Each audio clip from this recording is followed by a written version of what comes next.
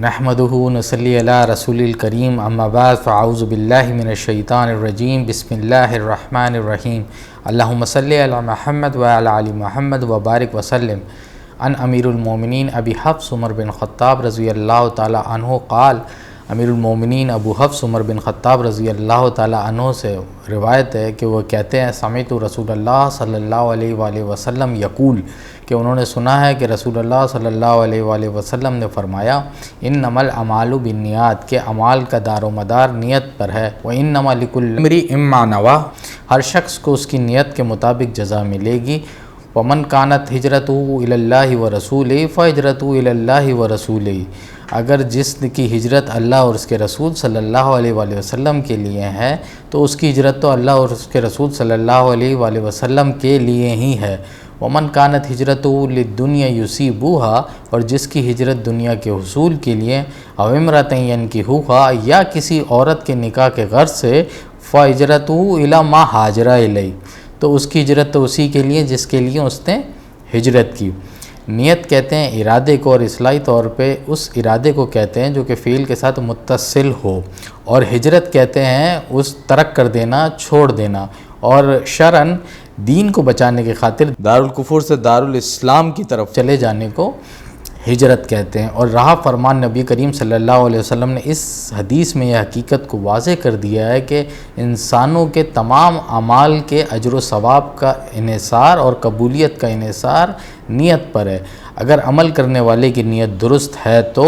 اس کو اس عمل کا ثواب بھی ملے گا اور وہ عمل اللہ کے ہاں مقبول ہوگا، اور اگر عمل کرنے والے کی نیت درست نہیں ہے تو وہ اس کو ثواب نہیں ملے گا اور الٹا وہ وبال بن جائے گا اور اس کو باعث گناہ بن جائے گا۔ تو گویا اس سے بات ثابت ہوتی ہے کہ نیت اعمال کی اسپرٹ ہے، یعنی کہ روح ہے، اور نیت کی صحیح ہونے سے مراد یہ ہے کہ کوئی بھی عمل، نیک عمل اللہ کی رضا کے لیے کیا جائے، نہ کسی کے خوف سے اور نہ ہی کسی کی خوشنودی حاصل کرنے کے لیے، نیز لوگوں میں شہرت، نیک نامی یا کسی دنیاوی فائدہ یا لالچ کے غرض سے نہ ہو۔ اگر نیک عمل اللہ کی رضا کے بجائے کسی میں نیک نامی یا کسی کی خوشنودی حاصل کرنے کے لیے لوگوں میں شہرت، نیک نامی، نام و نمود یا کسی دنیاوی لالچ و منفعت کے لیے کیا گیا ہو تو وہ نیت کی خرابی کہلائے گا۔ اسی بات کو نبی کریم صلی اللہ علیہ وسلم نے اس حدیث میں واضح کر دیا ہے کہ جس میں اتنا عظیم عمل ہے ہجرت کہ جس کے بارے میں نبی کریم صلی اللہ علیہ وسلم نے فرمایا کہ ان الہجرۃ تہدم ما کان قبلھا، ہجرت کرنے سے انسان کی سابقہ زندگی کے تمام گناہ بخش دیے جاتے ہیں۔ اور اسی بات کو ایک اور روایت کے اندر جو کہ حضرت ابو ہریرہ رضی اللہ تعالی عنہ سے